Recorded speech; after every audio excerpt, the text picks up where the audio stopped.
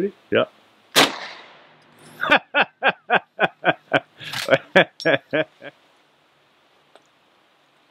Okay, going hot.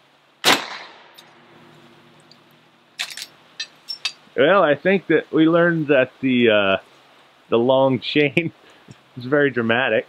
Had some cool visuals. We might shorten that up for long-term use. I like it. Let's take a look at that gong and make sure it didn't have any damage. So we're looking at the gong after shooting it with the 44 Magnum, and looks like it did not do any damage to it. So we're going to progress up from here.